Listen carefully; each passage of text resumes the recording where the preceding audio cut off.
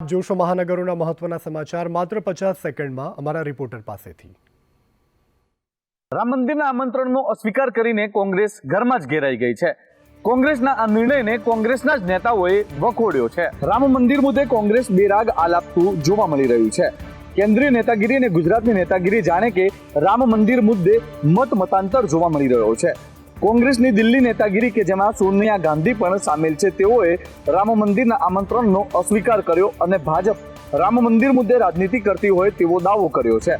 તો બીજી બાજુ કોંગ્રેસના વરિષ્ઠ નેતા અને પોરબંદરના ધારાસભ્ય અર્જુન મોઢવાડિયાએ ટ્વીટના માધ્યમથી કોંગ્રેસના દિલ્હી હાઈકમાન્ડ સામે સીધી નારાજગી દર્શાવી છે। સાથે જ કહ્યું છે કે રામ મંદિર દેશવાસીઓની આસ્થા અને વિશ્વાસનો વિષય છે। અમરીશ ડેરે પણ તેમાં સહમતિ દર્શાવી છે। અર્જુન મોઢવાડિયા અને અમરીશ ડેરે નિર્ણયને અયોગ્ય ગણાવ્યો છે અને કહ્યું છે કે લોક લાગણીને દિલથી માન આપવું જોઈએ। અયોધ્યા રામ મંદિરના પ્રાણ પ્રતિષ્ઠા મહોત્સવને લઈને દેશભરમાં ઉત્સાહનો માહોલ છે। બીજી બાજુ મંદિરના આમંત્રણને લઈને કોંગ્રેસ અને ભાજપ વચ્ચે રાજકારણ ગરમાયું છે। શંકરાચાર્યજી મહારાજ જ્યારે એમ કહેતા હોય કે જે મંદિરનું કામ પૂર્ણ નથી થયું એની પ્રતિષ્ઠા ન થઈ શકે। હું પોતે એક હિન્દુ છું, મારા માટે સર્વોત્તમ શબ્દ શંકરાચાર્યજી મહારાજના હોય અને જ્યારે શંકરાચાર્યજી મહારાજ જ્યારે આવો આદેશ કરતા હોય ત્યારે ભારતીય જનતા પાર્ટી ચૂંટણી આવે છે, નહીતર તો રામનવમીથી વધારે રામ માટેનો મહત્વનો દિવસ કયો હોય? રામનવમીના દિવસે આ પ્રતિષ્ઠા મહોત્સવ થઈ શકે, પરંતુ ના, કામના નામે મત મળે એમ નથી તો રામને વટાવો। રામના નામે મત લેવા માટે એક ભારતીય જનતા पार्टी इवेंट करे तो ये इवेंट में न जा सकाय। इसी बहिष्कार के चलते हुए जनता भी क्रमशः उनको सत्ता से बहिष्कृत करती चली जा रही है। सोनिया जी के जमाने में आते आते राम काल्पनिक होने का हलफनामा तक हो गया। यानी ये बहुत साफ है कि यह प्रवृत्ति जो आज कांग्रेस ने दिखाई है एक मौका था कि आज आप अपने को बदल कर दिखा सकते थे, परंतु आपने ऐसा नहीं किया। परंतु मैं एक और बात स्पष्ट करना चाहता हूं, यह नेहरू की कांग्रेस है, यह गांधी की कांग्रेस नहीं। एक समय रामरथना सारथी एवा लालकृष्ण अडवाणी जेमणे राम जन्मभूमि माटे आंदोलनનું નેતૃત્વ કર્યું હતું, હવે 22 જાન્યુઆરીએ લાલકૃષ્ણ અડવાણી મેડિકલ સુવિધાઓ સાથે હાજરી આપશે। ભાજપના વરિષ્ઠ નેતા અને પૂર્વ નાયબ વડાપ્રધાન લાલકૃષ્ણ અડવાણી આગામી 22 જાન્યુઆરીએ રામ મંદિરમાં રામલલાની પ્રાણ પ્રતિષ્ઠામાં સામેલ થશે, જેની વિશ્વ હિન્દુ પરિષદના આંતરરાષ્ટ્રીય કાર્યકારી અધ્યક્ષ આલોક કુમારે પુષ્ટિ કરી છે। અગાઉ એવા અહેવાલ હતા કે અડવાણીની તબિયત ખરાબ છે, જેથી તેઓ કાર્યક્રમમાં હાજરી આપશે નહીં, પરંતુ હવે તે હાજર રહેશે। તો આ દરમિયાન અડવાણીએ કહ્યું કે આ મોટા સૌભાગ્યનો યોગ છે કે એવા ભવ્ય પ્રસંગ પર પ્રત્યેક હાજર થવાનો અવસર મળ્યો છે। આ દેશની મર્યાદાની સ્થાપના પાકી થવાનો આ પ્રસંગ છે। આપને જણાવી દઈએ કે 96 વર્ષ લાલકૃષ્ણ અડવાણીનું રામ મંદિર નિર્માણમાં મહત્વનું યોગદાન છે, ત્યારે તેમની ખુશી અનેક ગણી હોય તે સ્વાભાવિક છે। આજે જય શ્રી રામના નાદથી અમદાવાદ એરપોર્ટ ગુંજી ઉઠ્યું હતું, કારણ કે અયોધ્યાની પ્રથમ ફ્લાઇટ આજથી શરૂ થઈ છે। વર્ષો બાદ અયોધ્યામાં રામ મંદિરનું નિર્માણ થયું હોવાથી દેશભરમાં એક અનેરો ઉત્સાહ જોવા મળી રહ્યો છે। ગુજરાતમાં પણ દરેક ખૂણે રામમય વાતાવરણ છે। આજથી અમદાવાદથી અયોધ્યાની સીધી ફ્લાઇટ શરૂ થઈ ગઈ છે। આ તકે અમદાવાદ એરપોર્ટ પર શ્રી રામના નારા ગુંજ્યા હતા। આજથી ઇન્ડિગો દ્વારા અમદાવાદ અને અયોધ્યા વચ્ચે સીધી ફ્લાઇટ શરૂ કરવામાં આવી છે। અયોધ્યા જઈ રહેલી ફ્લાઇટમાં બેસવા માટે આવેલા મુસાફરોનું ઇન્ડિગો દ્વારા સન્માન કરવામાં આવ્યું હતું। મુસાફરો શ્રી રામ, સીતા, લક્ષ્મણ અને હનુમાનજીના વેશભૂષા ધારણ કરીને એરપોર્ટ પર આવ્યા હતા। અમદાવાદથી અયોધ્યા જતી પ્રથમ ફ્લાઇટમાં 150 રામ ભક્તો ગયા હતા, ત્યારે રામમય વાતાવરણના ક્ષણ પૂર્ણેશ મોદીએ પોતાના ટ્વિટર હેન્ડલ પર શેર કરી છે। વિધાનસભાના પૂર્વ અધ્યક્ષ રમણ વોરાના સમર્થનમાં કુમાર કાનાણી આવ્યા છે। લગ્ન નોંધણી કાયદાના ફેરફારમાં સુધારો કરવા માટે તેમણે મુખ્યમંત્રીને પત્ર લખ્યો છે। લગ્ન નોંધણી બાબતે જે મુખ્યમંત્રીને પત્ર લખ્યો અને એમાં લગ્ન નોંધણીની અંદર મા બાપની સંમતિ ફરજિયાત કરવાની જે માગણી કરી છે એ ખૂબ જ વ્યાજબી માગણી છે અને સમયની માંગ છે। કારણ કે અત્યારે છોકરા છોકરીઓને, ખાસ કરીને છોકરીઓ દીકરીઓ ગમે તે વાતમાં આવીને ભોળવાઈને અથવા તો એને ફોસલાવીને જે લોકો એની સાથે લગ્ન કરે છે, પછી જેહાદ, લવ જેહાદ જેવા બનાવોનો ભોગ બને છે અને એની જિંદગી દુષ્કર બની જાય છે। તેમનું કહેવું છે કે માતા પિતાની સહી જો ફરજિયાત કરવામાં આવશે તો લવ જેહાદ સહિતના કિસ્સાઓમાં ઘટાડો કરી શકાશે. સુરતમાં બાળકો શિક્ષણની શોધમાં છે, કારણ કે વિદ્યાર્થીઓને રજા આપી શિક્ષકો પ્રવાસે ઉપડી ગયા છે. સુરતના લિંબાયતની માઉન્ટ મેરી સ્કૂલને લઈને એક વિવાદ સામે આવ્યો છે. વિગતો મુજબ અહીં 1500 વિદ્યાર્થીઓની શાળામાં શિક્ષણ કામ છોડી શિક્ષકો પ્રવાસે નીકળી ગયા છે. વિદ્યાર્થીઓને રજા આપી શિક્ષકો 5 દિવસના પ્રવાસે ઉપડી ગયા બાદ હવે અનેક સવાલો ઊભા થયા છે, જેને લઈને વાલીઓમાં રોષ જોવા મળ્યો છે.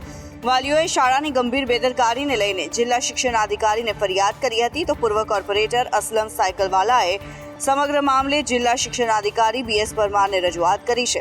હાલ જિલ્લા શિક્ષણાધિકારીએ એજ્યુકેશન ઇન્સ્પેક્ટરને તપાસ સોંપી છે. વાલીઓનું કહેવું છે કે શિક્ષણમાં આવી ગંભીર બેદરકારી માટે દાખલારૂપ કાર્યવાહી કરવામાં આવે, જેથી ભવિષ્યમાં ક્યારેય શિક્ષકો આવી ભૂલનું પુનરાવર્તન ન કરે. વડોદરામાં 350થી વધુ કર્મચારીઓ હક માટે હડતાલ પર ઉતર્યા છે. સમયસર પગાર ન મળતા તેમને રોષની લાગણી ફરી વળી છે. વડોદરા મહાનગરપાલિકા હસ્તક ભૂતળી ઝાપા પાસે આવેલા વ્હીકલ પુલના ડ્રાઈવરો આજે વિવિધ માંગણીઓને લઈ હડતાલ પર ઉતર્યા હતા. તેઓની માંગ છે કે 4 મહિનાથી નવા કોન્ટ્રાક્ટર આવ્યા છે, ત્યારથી પગારમાં યોગ્ય મહેકમ ચૂકવાતું નથી અને પગાર સ્લીપ પણ નથી આપવામાં આવતી. એટલું જ નહીં, કર્મચારીઓને પાલિકા ડ્રેસ પણ ન આપતી હોવાનો આરોપ છે. આ બાબતે આજે 350થી વધુ કર્મચારીઓ પોતાના હક માટે હડતાલ પાડી હતી. જોકે આ બાબતે શનિવાર સુધી સમય આપવામાં આવ્યો છે અને જો યોગ્ય પગલાં નહીં લેવાય તો આગામી સમયમાં ચોક્કસ મુદ્દાની હડતાલની ચીમકી ઉચ્ચારી છે. આ અંગે VMC અધિકારી ધર્મેશ રાણાનું કહેવું છે કે આ બાબતે અમને જાણ થતાં અમે વાતચીત કરી છે. આ લોકોની રજૂઆત સાચી હશે તો એ બાબતે પણ અમે કાર્યવાહી કરીશું. આ બાબતે કોન્ટ્રાક્ટરને નોટિસ પાઠવી જાણ કરીશું. જૂનાગઢ શહેરના સફાઈ કર્મચારીઓ લડી લેવાના મૂડમાં જોવા મળ્યા છે. સફાઈ કર્મચારીઓ રોડ ઉપર ઉતરી આવી આવેદન કલેક્ટરને આપ્યું છે. વાત જાણે એમ છે કે શહેરના સુખનાથ ચોક વિસ્તારમાં સફાઈ કર્મચારી અશોક ચુડાસમા મિયાણાવાસમાં ગટરની સફાઈ કામગીરી કરી રહ્યા હતા અને ત્યારે વિસ્તારમાં રહેતા એક શખ્સ સાથે તેમને બોલાચાલી થઈ અને આ બોલાચાલી બાદ તેમને મારવામાં આવ્યો. આ સાથે જ્ઞાતિ પ્રત્યે પણ હળદૂત કરાયાનો આક્ષેપ કરાયો છે, જેને લઈ તમામ સફાઈ કર્મચારીઓએ સફાઈ કામગીરી બંધ રાખી વિરોધ નોંધાવ્યો. સફાઈ કામદારના યુનિયનના પ્રમુખ અને સફાઈ કર્મચારીઓ દ્વારા આ મામલે કમિશનરને રેલી સ્વરૂપે આવેદનપત્ર આપવામાં આવ્યું અને ન્યાયની માંગ કરવામાં આવી છે. આ સાથે આપણે જણાવી દઈએ કે સફાઈ કર્મચારીઓએ ન્યાયની પણ ગુહાર લગાવી છે અને કહ્યું છે કે જો આગામી દિવસોમાં કોઈ પણ સફાઈ કર્મચારી પર હુમલો થશે તો તે વોર્ડમાં સફાઈની કામગીરી બંધ કરી દેવાશે. તો હવે વાત રાજકોટ શહેરની કે જેની ઓળખ સ્માર્ટ સિટી તરીકે થાય છે, પરંતુ તેની દુર્દશાનો એક વિડીયો સામે આવ્યો છે. અહીં ST તંત્ર અને RMCની બેદરકારીથી પ્રજાને મુશ્કેલી ભોગવવાનો વારો આવ્યો છે. રાજકોટ શહેરના ફતેપુરા નગરમાં છેલ્લા 2 મહિનાથી ભૂગર્ભ ગટર ઉભરાવાની સમસ્યાના કારણે નગરજનોને ભારે મુશ્કેલીઓનો સામનો કરવાનો વારો આવ્યો છે.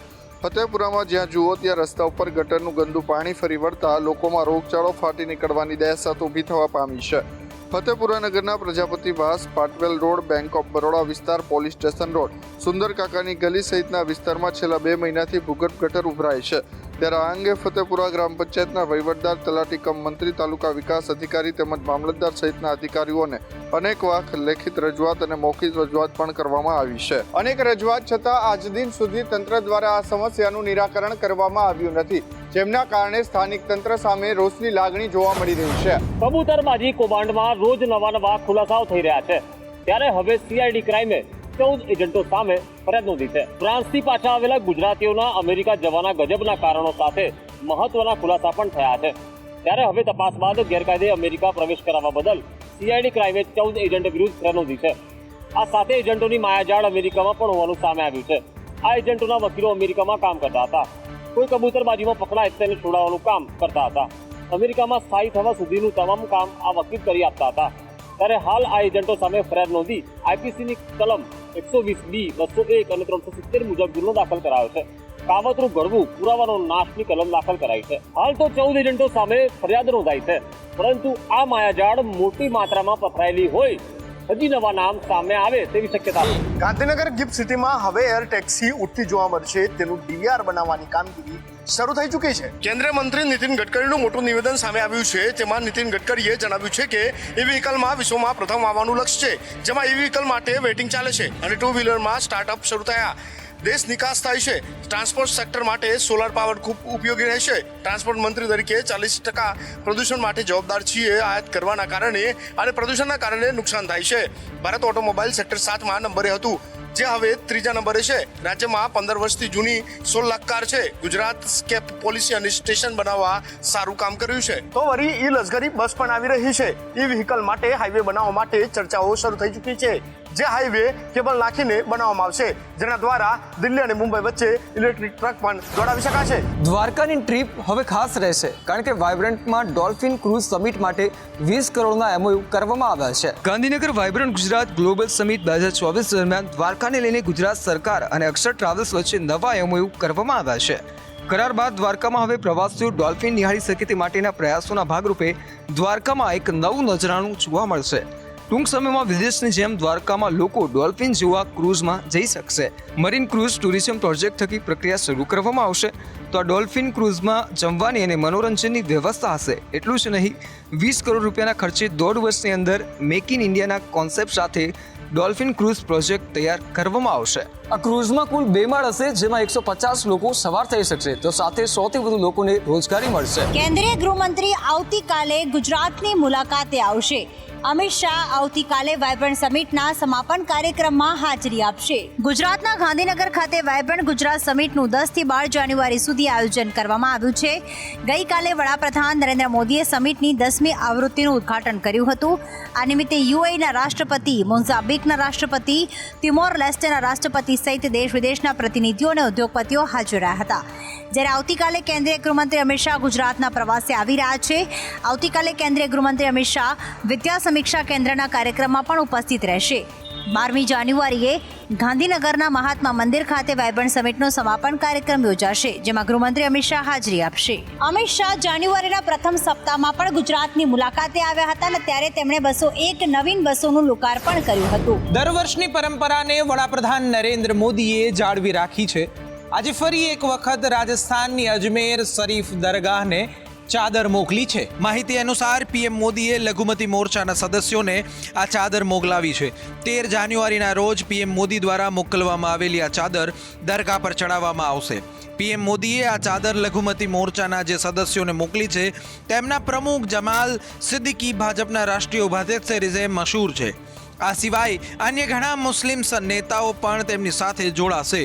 આપને જણાવી દઈએ કે અજમેર શરીફની દરગાહ પર આ વર્ષે 1812 મે ઉર્સ ઉજવવામાં આવી રહ્યો છે. આ પ્રસંગે વડાપ્રધાન મોદીએ કહ્યું હતું કે વિશ્વને પ્રેમ, સંવાદિતા અને ભાઈચારાનો મેસેજ આપનાર મહાન સૂફી અજમેર શરીફ સાહેબને હું ચાદર મોકલી રહ્યો છે અને એમને શ્રદ્ધા સુમન પણ પાઠવી રહ્યો છું.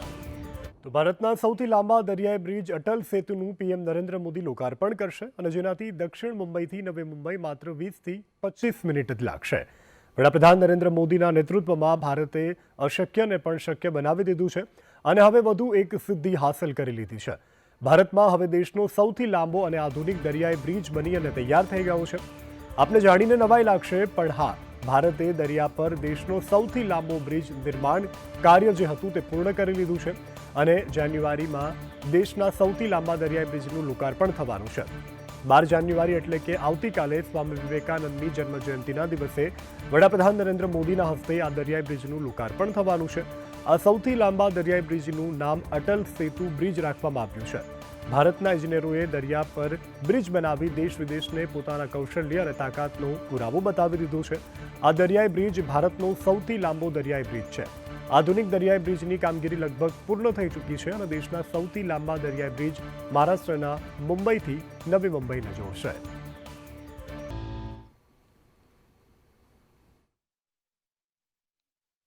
એમ્પ્લોઈઝ દ્વારા એક મહત્વનો નિર્ણય લેવામાં આવ્યો છે અને માલદીવમાં શૂટિંગ કરવાની ના પાડવામાં આવી છે. ભારત અને માલદીવ વચ્ચે વધી રહેલા તણાવ વચ્ચે film industries union federation of western India cine એમ્પ્લોઈઝે મોટો નિર્ણય લીધો છે. યુનિયને તેના સભ્યો અને ફિલ્મ નિર્માતાઓને માલદીવમાં તરત જ ફિલ્મોનું શૂટિંગ બંધ કરવા અપીલ કરી છે. વડાપ્રધાન નરેન્દ્ર મોદી પર માલદીવના પ્રધાનો દ્વારા કરવામાં આવેલી તાજેતરની ટિપ્પણીઓની સખત નિંદા કરતા FWICE ફિલ્મ નિર્માતાઓને ભારતમાં એવા સમાન સ્થાનો પસંદ કરવા માટે પ્રોત્સાહિત કર્યા છે અને કહ્યું છે કે ભારતમાં આવી જ કોઈ અન્ય જગ્યાનું ફિલ્મનું શૂટિંગ કરવું જોઈએ અને પર્યટન વિકાસમાં યોગદાન આપવું જોઈએ. વધુમાં વિશ્વભરના નિર્માતાઓને એક સલાહ પણ આપવામાં આવી રહી છે કે એ જગ્યા ઉપર માલદીવના જગ્યાએ બીજી જગ્યાએ ફિલ્મનું શૂટિંગ કરવામાં આવે. આપણે આપણા દેશના વડા અને દેશને સહકાર આપવો